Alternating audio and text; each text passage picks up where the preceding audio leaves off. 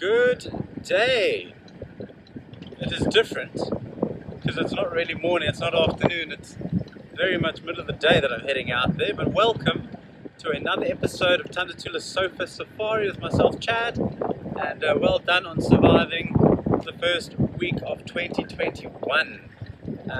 I've been on drive with some guests for the last few days and actually had a really nice morning. It's been very hot up until a couple of days ago, then it got very windy, very cold, and it's kind of in between today. So it's a bit of cloud cover keeping things cool. There were a number of sightings this morning that made me think I should probably head out while they're still on offer and go and show you folks back home. So come along for the ride and enjoy the next half hour of what Timbavati has to offer. So it's been a good week of game viewing. The bush is still looking magnificent out here in the central and eastern parts of our concession. Headed to the west yesterday for a bit of a run. I've been threatening to go game drive there, but there's always so much going on in the east that I never quite made it west. Went for a run yesterday. I was shocked to see just how dry it is starting to look there, very reminiscent of what it was looking like when I got back from leave. Just the heat that we had, not very high temperatures, but a lot of humidity, and it was just it was a hard few days. And then the wind picked up a couple of days ago and it's blown for almost 2 days straight, cooled things down, brought a little bit of drizzle, nothing worth even checking the rain gauge for. But during that time with the heat, wasn't a lot of activity from like our lions. We saw the river pride most days. Still haven't seen the cubs, but still a lot of activity around the den site and in the areas not too far away. So we got a good couple of sightings of the Naru males, one in the rain yesterday and the wind lashing around. Just made for a very nice and different scene to watch a lion in.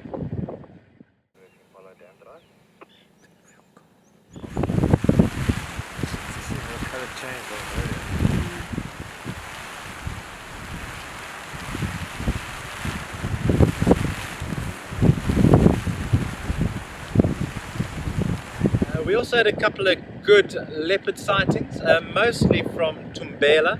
She seems to have moved to the northern part of her territory. Went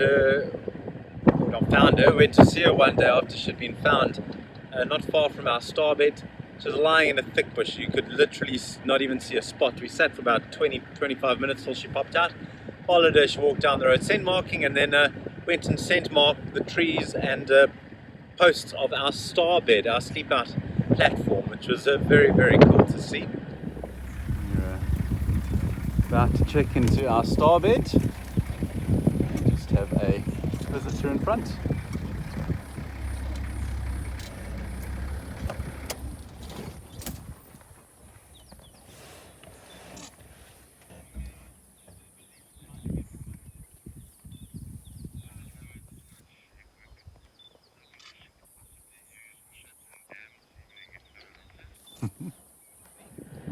And then a couple of days later, just as the wind started, literally within an hour of the wind starting, she had made a kill.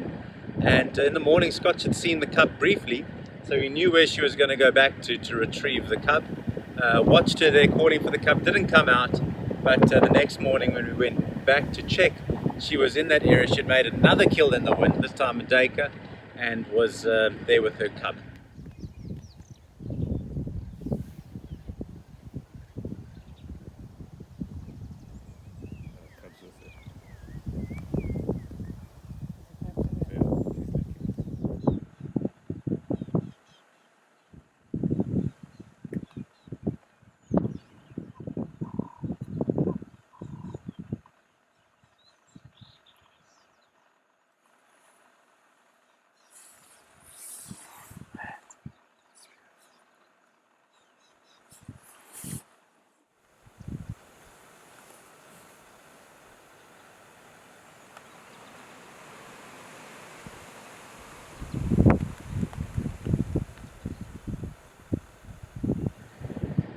Also did not make it easy. Very, very thick bush where they were lying, and we spent probably about close to an hour there the one morning for maybe 2 minutes of viewing, but it did improve in the afternoon, and we had a nice sighting of her.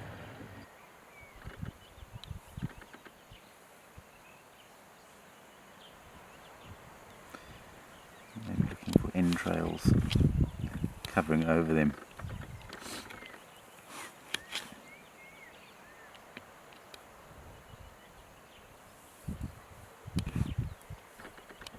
With our other leopards, we didn't have much joy. We had spent quite a bit of time trying to look for Nyeleti. She had been found taking a youngster to a kill just north of our concession. Must have got stolen by hyenas because she came back, the tracks for her came back that night, and we followed up, but she was in a dense thicket. Couldn't get in there to see her. That afternoon, it was just an inaccessible area. Monkeys were calling, but we had no chance of seeing her.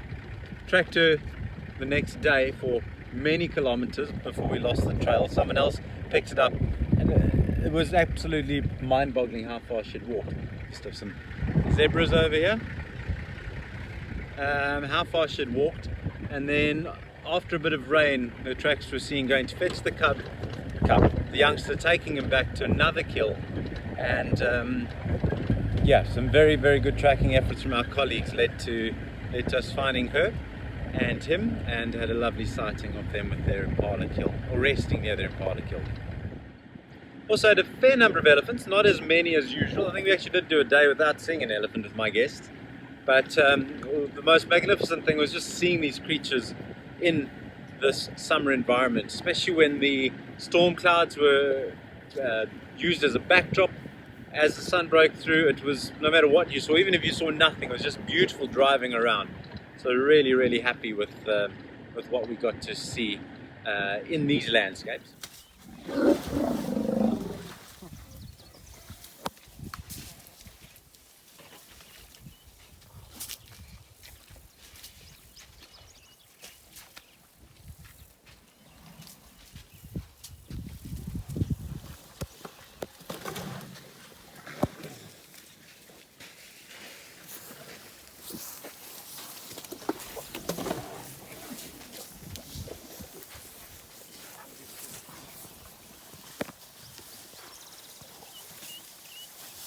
Grab it, Jack, grab it.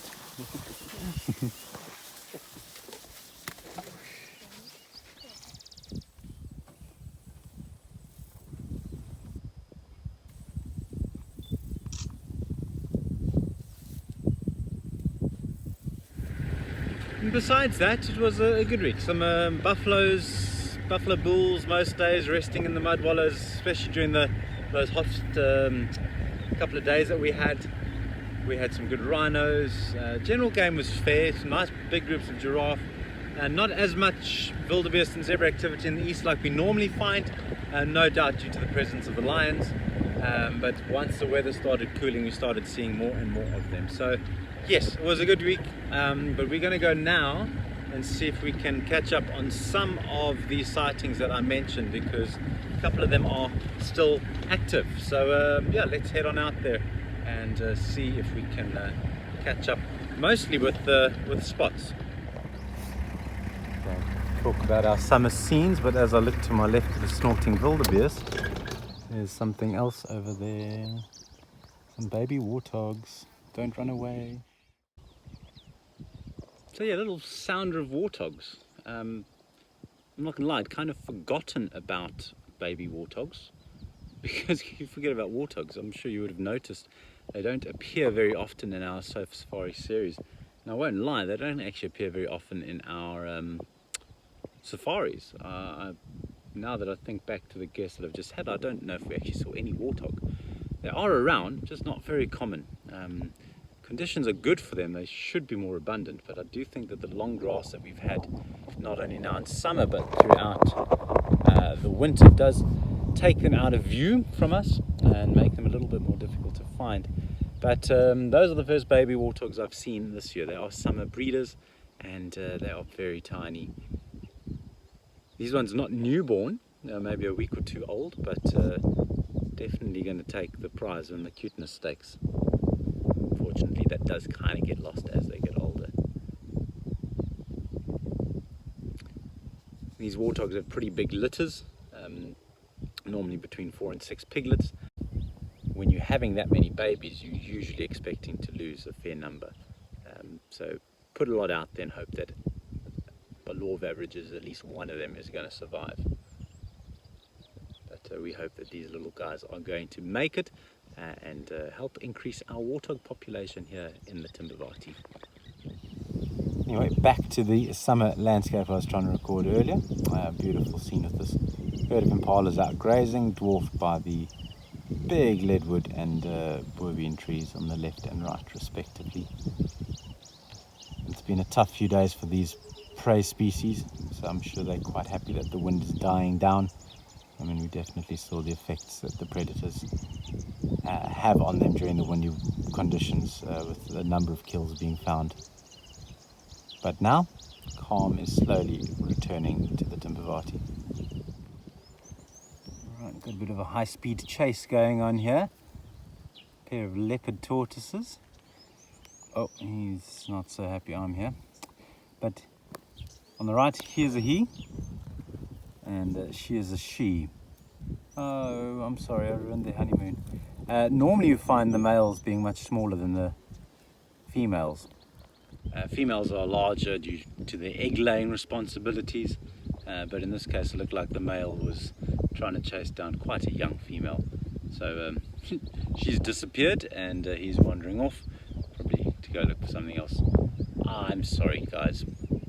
Don't you hate it when a guide ruins your honeymoon? A beautiful little herb here called wild aniseed. A wonderful fragrance. Maybe you can smell that? No? Technology's not that good. Whatever happened to that smell-o-vision? I remember as a kid there used to be a thing where you could smell on the TV. I never had that. Who'd want to smell the TV? But yes, it smells like licorice. If you want to simulate this, just go open a bottle of ouzo or sambuca and have a whiff, and it's going to be pretty much the same. Just don't drink it afterwards. I can never ever recommend drinking sambuca. But wild aniseed. Here we have an impala, and hiding in the grass behind it, a lovely little pair of wildebeest. Probably given away by the fact that there's a big mommy wildebeest in the background. But these little babies are growing quickly. It shows not only how quickly time passes, but also how quickly they are able to get large. And as we say with many of these babies, the quicker they get big, the fewer predators are going to be able to attack them, so the less vulnerable they are as they get bigger. And while we are on our way to our first sighting and passing these wildebeest, just want to give a quick shout out to Ethan and Jasmine McGuinness from Rosendale in the UK. I believe you have recently started watching these surf safaris on YouTube and are thoroughly enjoying them. So hope you enjoy this episode 2, and that as soon as you are allowed to travel, you and your family are able to come out and experience this for yourselves. But take care, look after yourselves, and hopefully we see you very soon. So we're on our way to see what Thumbela is up to. Our blue-eyed leopard that made a couple of kills in the wind still has got a duiker kill hanging up in a false marula tree. I'm sure you'll remember the false marula from early on in our episodes. Makes false amarula cream.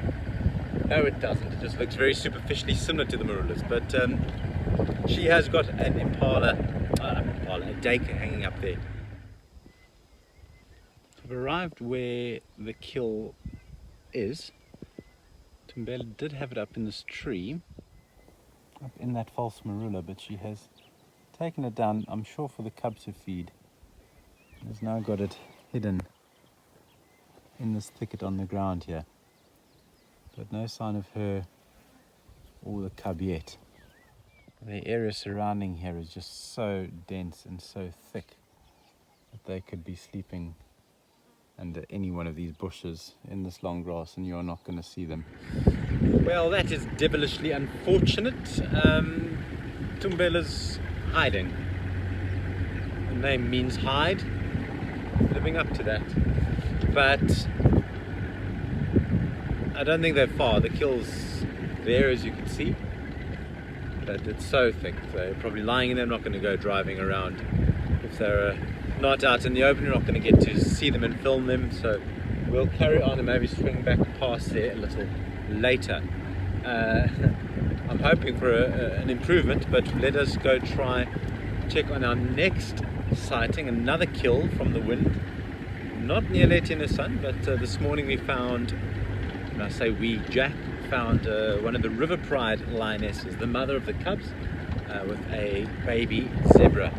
Was not a particularly good visual when we were there this morning. She had it right under a terminated prenoides, a purple pod cluster leaf in the thicket. Couldn't see much at all.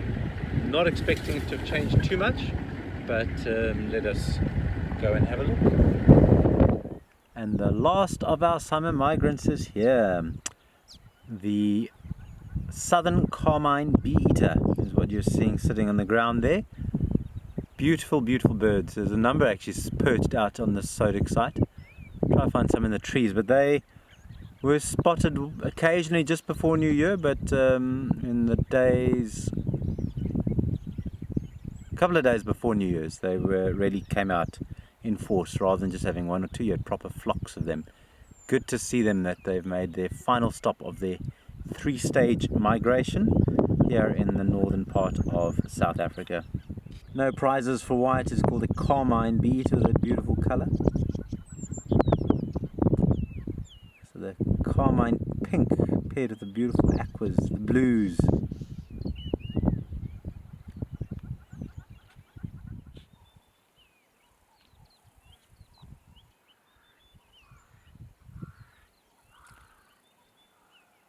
Nice to be able to carry on with this baby theme here. Pretty small zebra foal. And just what I said earlier, it's nice to actually be seeing these general game herds back in this area. They were sorely missed. I always enjoy this eastern part of the Tandachilo concession because it's got good general game viewing. So even if you're not finding the big things that are here, you get your drive occupied by the smaller, not that zebras are small, but the more common things that definitely contribute towards making safaris what they are. And when they're not here, you miss that. So it's joyous to see them back, and joyous to see them with new young life, surrounded by the sea of green. You can see quite nicely on these zebras now why they are known as the plain zebra. Well, sorry, what makes them plain zebra?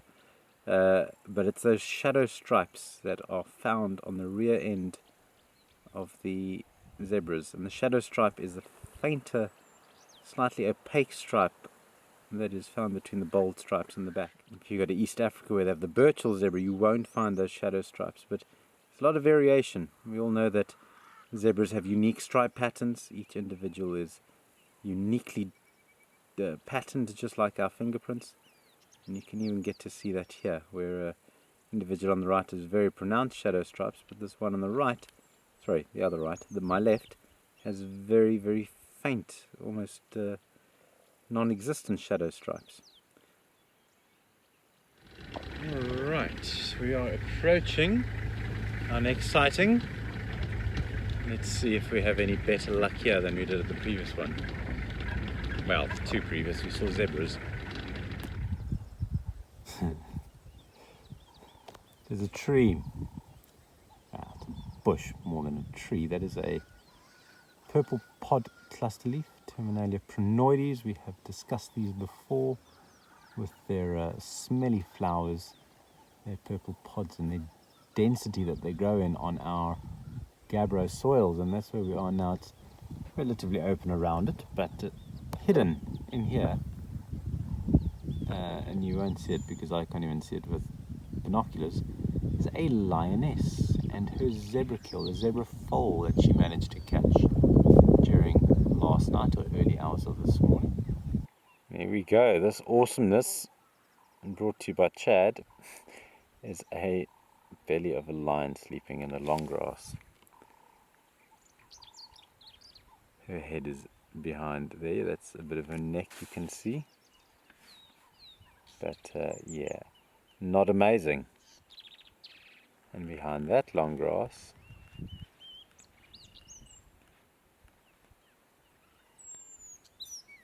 we have the remains of the kill. So you can see from the fluffiness of that very young baby zebra.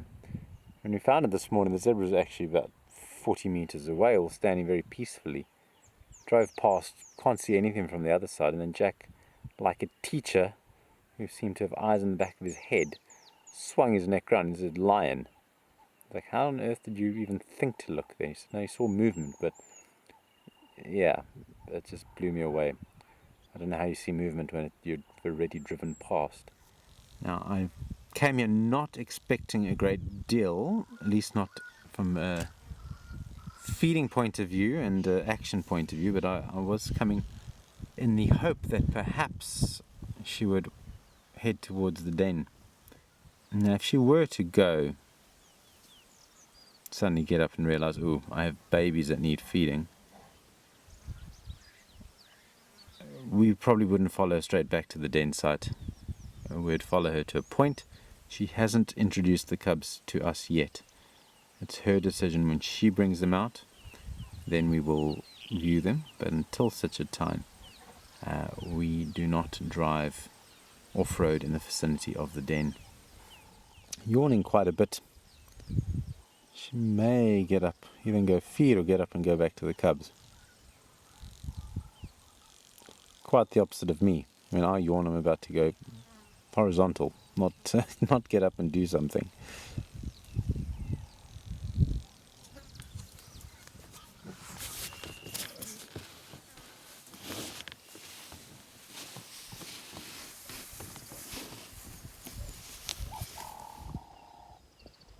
So that incredibly blurry footage was her standing up and standing there still. Yeah, it's like a terrible rearview mirror. And she's coming around that side now. Anyway, I think she may be going back to the cubs. So let's follow at a distance and see what happens. Giraffe. Trying to watch her, but she stopped to have a poop behind the bush. Again, as much as I would have liked you to have smelt the aniseed earlier, be grateful that you don't have smell-o-vision to smell what's just come out of there.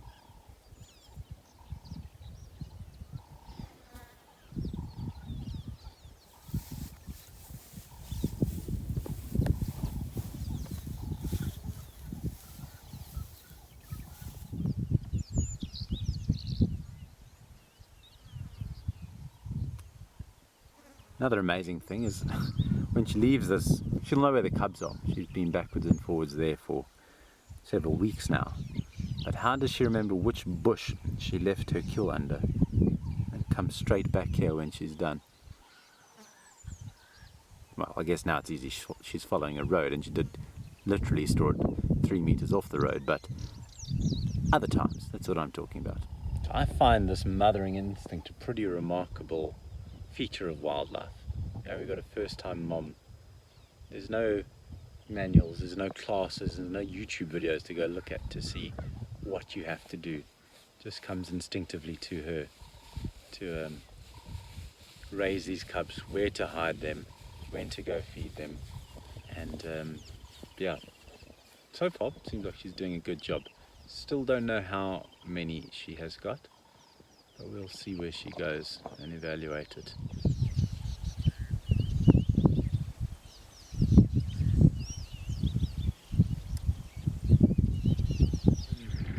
I might moan about where she's hidden that kill, but it's perfect for her.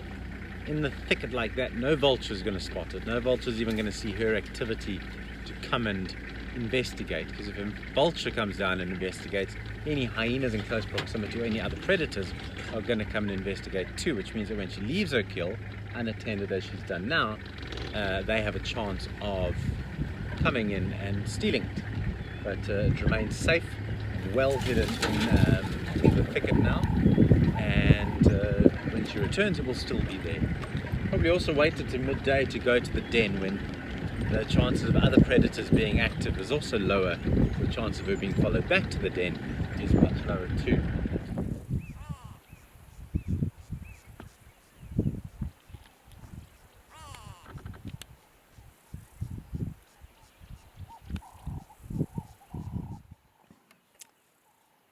So she's having a drink now at a small pan just adjacent to the Mashatan riverbed, not far from where we suspect the den site is, maybe 100 or 200 meters either way of this point. So we'll see once she moves whether she came here just for the water or if this is indeed the closest spot to the den.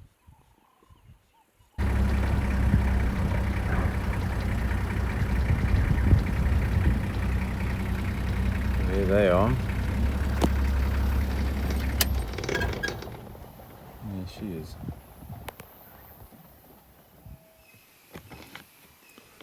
Not overly concerned of they barked. They're watching. Some of them on the left are following her.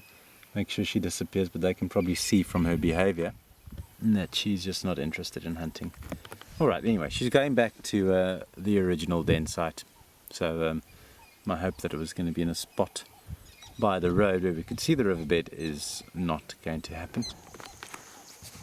Even the giraffes are just standing and watching. You must have also seen her coming through the thickets here. The wildebeest are snorting. Yeah, they're probably not used to seeing lions walking around in the middle of the day. We're at 12:30 at the moment.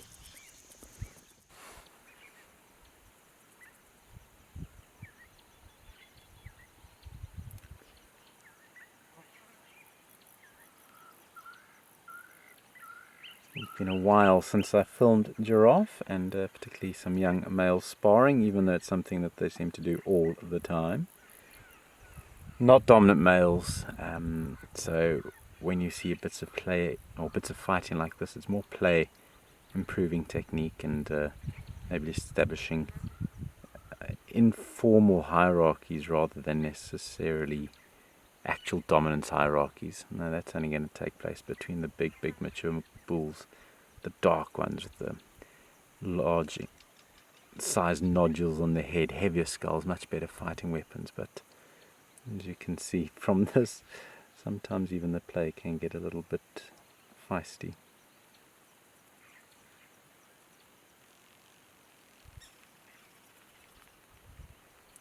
As the rain starts to fall.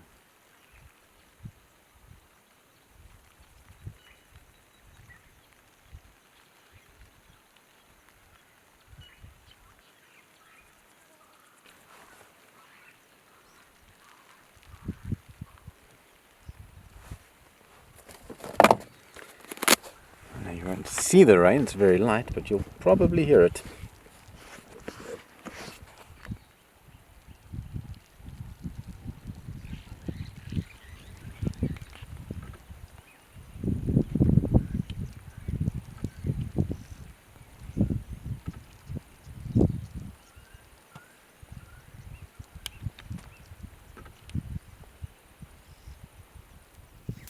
There's a honey badger in a tree. They're not just... Sorry, the light is terrible here. Here he comes. And off he goes. What on earth was he up there for? We should do midday drives all the time. That is bizarre. Perfect weather to be out here. It's been raining. It's nice and cool, but he was high up in this Timbavati tree. And I have no idea what's there. I would imagine as a honey badger he's maybe looking for something like a beehive, but I don't see anything. I had a look in the tree, couldn't find anything, but that was particularly cool. Midday honey badger. Anyway, Thumbela was not around her kill, so I'm going to be heading over to Nyeleti now for a last bit of entertainment for the episode. I think we've done very well today in a midday drive, so I hope you've enjoyed it so far, but let's hope there's a little bit more magic to show. At last, a woodland kingfisher that's sitting still enough and close enough for us to film properly. Gorgeous, gorgeous birds.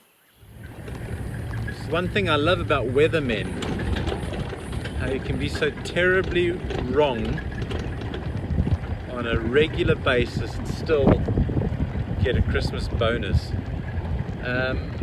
Yeah, we had a 0% chance of rain forecast for today, as you can see, and as I can feel, it's anything but zero. Put a 1 and a 0 in front of that to give a 100% chance of rain, and then we're closer. But there's some guinea fowl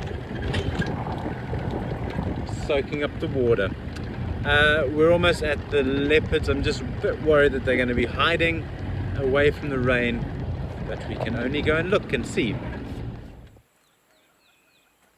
I'm making an approach on the Nyeleti and her son sighting, and don't worry, we're working on the name The Sun, but at least they ain't hiding in the thickets. There's one of them in the tree. Let us go a little closer.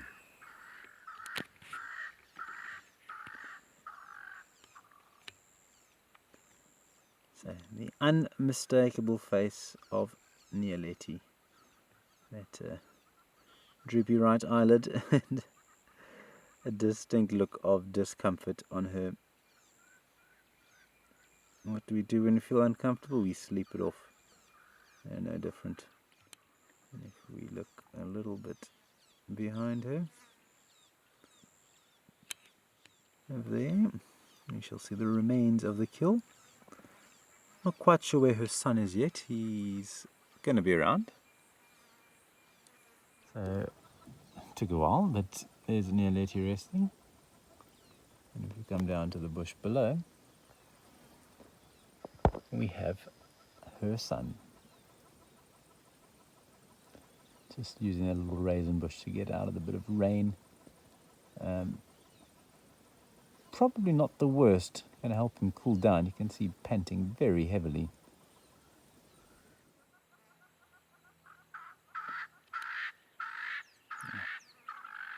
Absolutely gorgeous cats. And down. So I mentioned we're not going to be using the word her son for too much longer. No, he's not going up for adoption somewhere else, but we're going to decide on a name. Typically, tradition dictates that if you are the first guide, tracker, combo to find the animal as a cub, you get to name it. Now, we only name individual leopards, not something like our lion cubs. They just retain the name of their pride, but these leopards are going to get individual names. First person to find this boy was our very own Scotch. So Scotch and Patrick were the guide and tracker that found them, and they get to name them. As the high-pitched call of a red-crested koran rings out. Quite a scene. Two leopards lazing about, with an impala dangling from the tree on the right-hand side. Probably less scenic for the impala.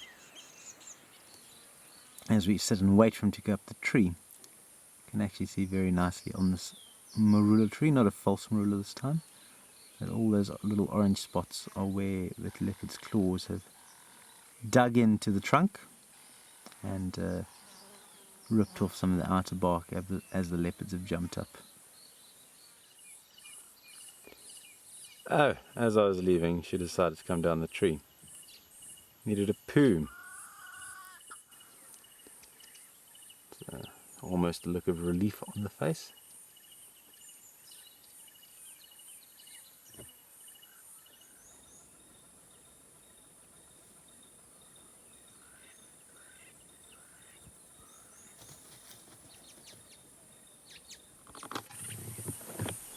Oh, like any son doesn't like being cleaned.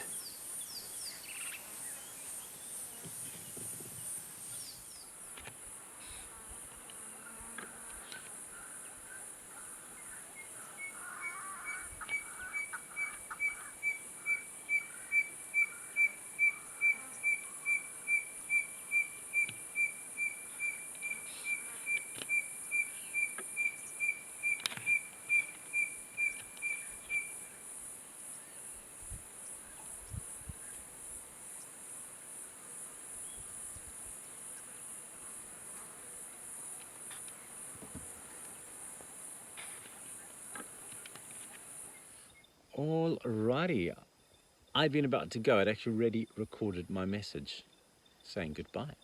And then she came down the tree and that little bit of magic ensued. So, now that they're both on the ground, I am going to say goodbye. It's been a different drive, middle of the day, who would have thought? You know, Mad Dogs, Englishmen and pink prawns. But because of the cool conditions, bit of rain, the wind has stopped. I think that's the most important thing. We had 2 days of very windy weather. Now that it's stopped, the animals are out and about. They're feeling much more confident, and it showed. It was a wonderful drive. So I hope you enjoyed it.